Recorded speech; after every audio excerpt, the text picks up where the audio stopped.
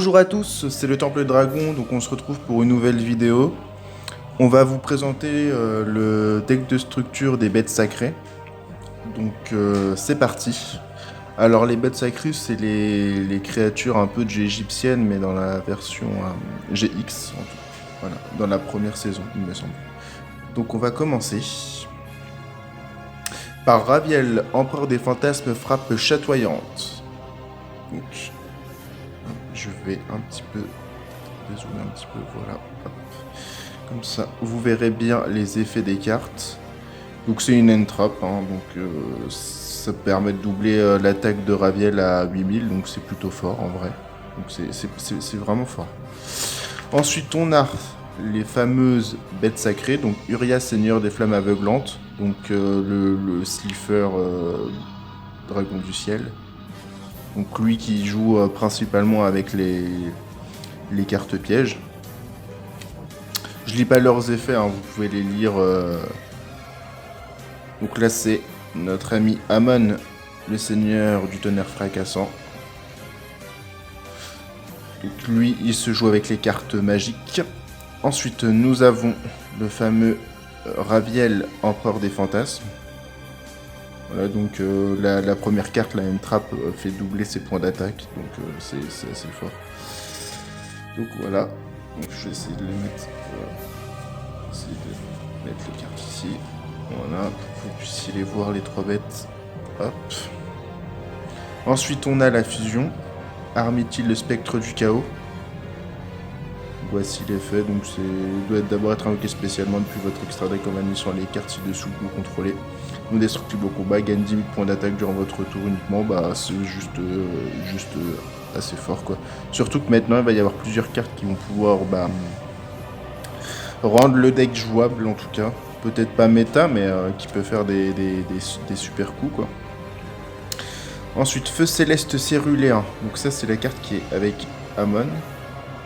Donc pour invoquer spécialement Amon, seigneur du tonnerre fracassant en utilisant sa propre procédure, vous pouvez aussi utiliser des magies face verso que vous contrôlez une fois par tour. Tant que vous contrôlez un Amon, seigneur du tonnerre fracassant en position d'attaque, vous pouvez annuler les effets de magie piège activés par votre adversaire, puis changer un Amon du seigneur du tonnerre fracassant et que vous contrôlez en position de défense. Si Uria, seigneur des flammes aveuglantes, Amon, seigneur du tonnerre fracassant ou Raviel, empereur des fantasmes, face recto que vous contrôlez quitte le terrain ce tour, vous ne recevez aucun dommage.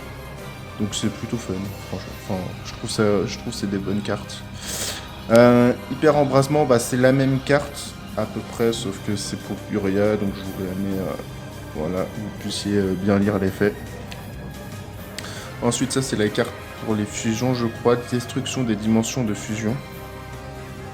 Bannissez le matériel fusion listé sur un monstre fusion spectre depuis votre main, terrain et au cimetière, puis invoquez spécialement le monstre fusion depuis votre extra deck en ignorant ses conditions d'invocation. Vous ne recevez aucun dommage de combat des attaques impliquant le monstre invoqué spécialement par cet effet. Si vous contrôlez un Uria, un Amon ou un Raviel, votre adversaire ne peut activer ni de carte ni d'effet en réponse à l'activation de cette carte. Donc c'est vraiment fort, c'est vraiment sympa quoi. Ensuite, on a Orbe du Chaos. Donc je sais pas si cette carte va être jouée dans les decks.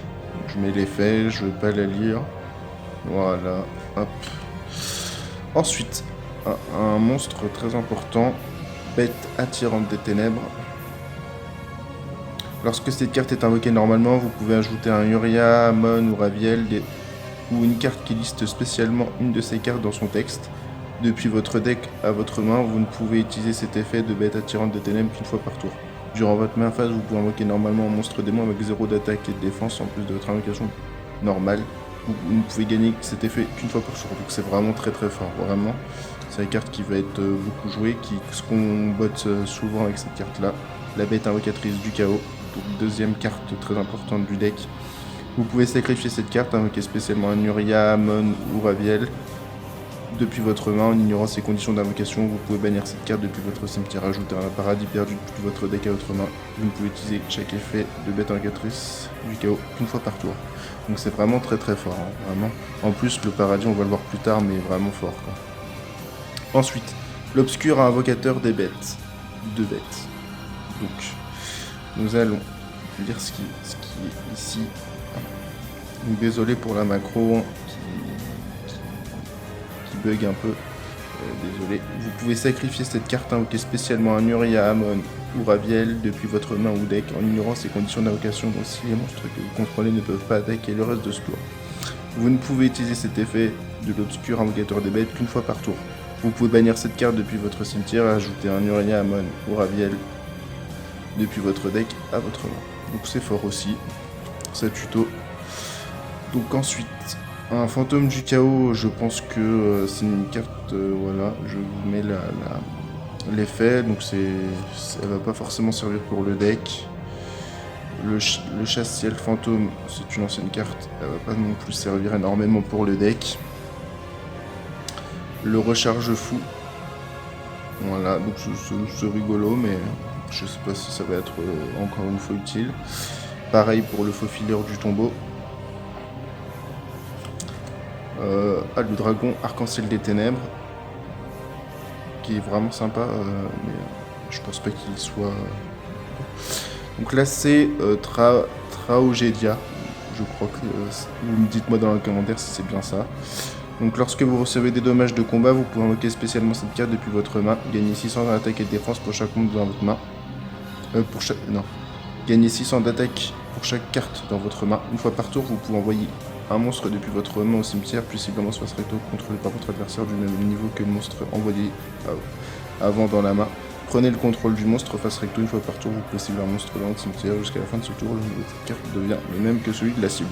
Donc c'est sympa, il peut y avoir des petits combos à faire avec cette carte là. Donc le fameux Radiant Kaiju multidimensionnel. Donc vous pouvez invoquer spécialement cette carte depuis votre main sur le terrain de votre adversaire en position d'attaque. En sacrifiant un monstre qu'il contrôle. Si votre adversaire contrôle un monstre Kaiju, vous pouvez invoquer spécialement cette carte depuis votre main en position d'attaque.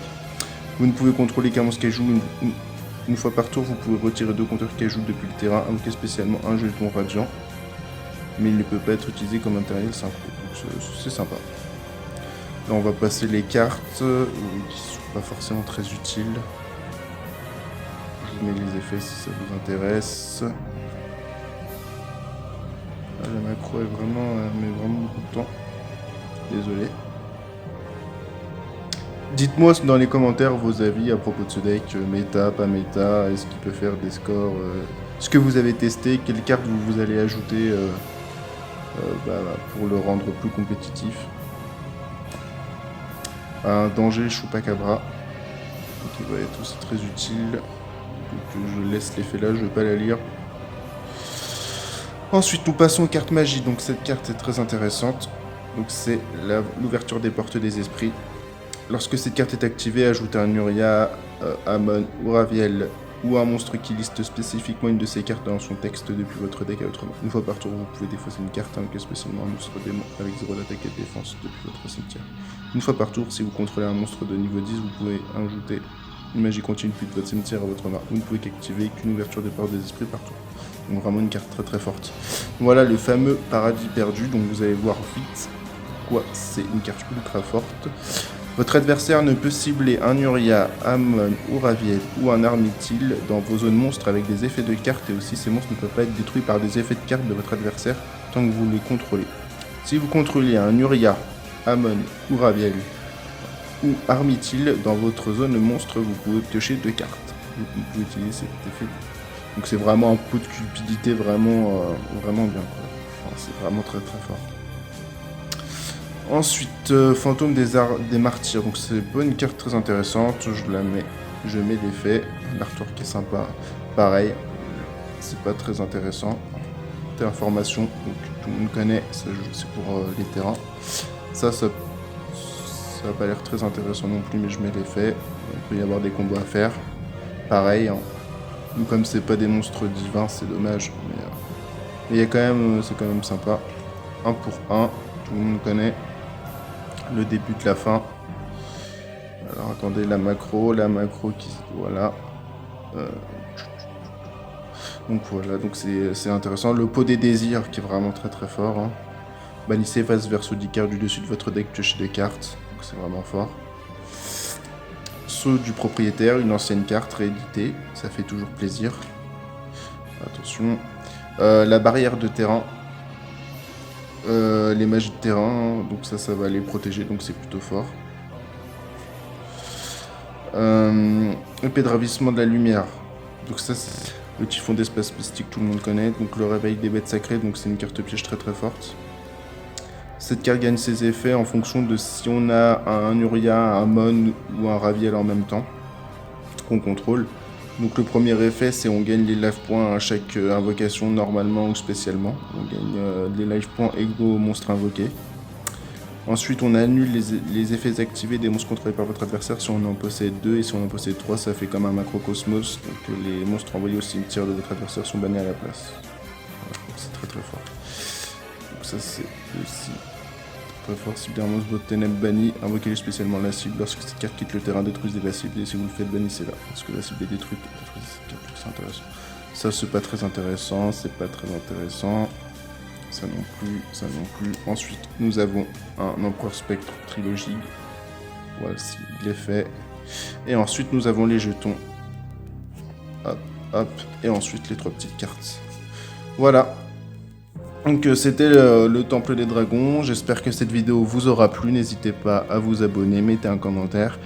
Et j'espère que ça vous fera plaisir. En tout cas, moi, ça me fait plaisir. Et je vous souhaite une bonne journée et à plus pour de nouvelles aventures. Au revoir.